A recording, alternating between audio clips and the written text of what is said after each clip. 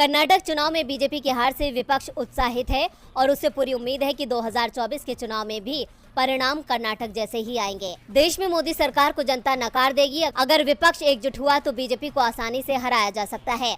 कांग्रेस विपक्षी एकता की कोशिश में जुटी हुई है। बिहार के सीएम नीतीश कुमार भी प्रयास कर रहे हैं और आज नीतीश कुमार कांग्रेस अध्यक्ष मल्लिकार्जुन खड़गे से उनके आवास पर पहुंचे और बैठक की।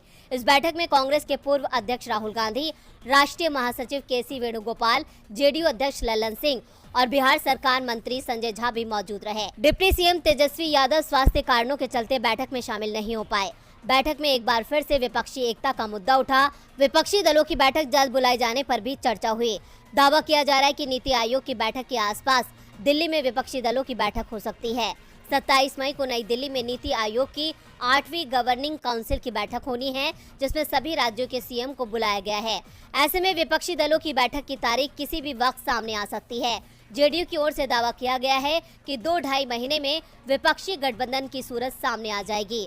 विपक्ष एकजुट हुआ तो केंद्र से बीजेपी की विदाई तय है। दरअसल नीतीश कुमार के टारगेट पर मुख्य रूप से वो दल हैं जो यूपीए में शामिल नहीं हैं और अपने अपने राज्यों में बीजेपी से मजबूती से लड़ रहे हैं। नीतीश कुमार पश्चिम बंगाल की सीएम ममता बनर्जी, उड़ीसा के सीएम नवीन पटनायक और दिल्ली के सीएम अरविंद केजरीवाल से भी मुलाकात कर रहे हैं। राजस्थान बीजेपी में पहले से ही घमासान मचा हुआ है। साल के आखिर में विधानसभा चुनाव होने हैं और बीजेपी के करीब आधा दर्जन नेताओं ने सीएम पद को लेकर दावेदारी ठोक दी है। इन दावेदारों में सबसे बड़ा नाम पूर्व सीएम वसुंधरा राजे सिंधिया का है, इसलिए दूसरे दावेदारों के निशाने पर भी राजे ही बनी हुई हैं। इस बीच वसुंधरा राजे सिंधिया पर कांग्रेस नेता सचिन पायलट ने आरोप लगाए कि उनके शासनकाल में 40,000 करोड़ से ज्यादा का घोटाला हुआ, लेकिन अशोक गहलोत की सरकार ने जांच नहीं कराई। दोनों में मिली भगत है, इसलिए वसुंधरा के खिलाफ जांच नहीं हो रही है। पायलट के बयान के बावजूद गहलोत ने तो जाँच के संकेत नहीं दिए, लेकिन बीजेपी नेताओं ने पायलट के आरोपों को हाथों हाथ लिया है।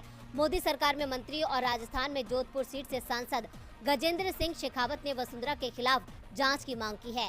शेखावत ने कहा कि मैं तो कहता हूं कि किसी के खिलाफ भी करप्शन का आरोप हो तो जांच होनी चाहिए। अगर किसी ने भी करप्शन किया तो जांच होनी चाहिए।